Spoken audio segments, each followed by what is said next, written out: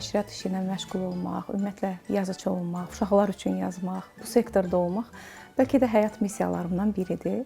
Ona görə ki, hələ 25 il bundan öncə ali məktəbə qəbul olanda ixtisas seçimi zamanı birinci cərgəyə Bakı Dövlət Universitetinin nəşriyyat işi redaktə etmə ixtisasını qeyd eləmişəm və təbii ki, həmin ixtisasa qəbul olmuşam.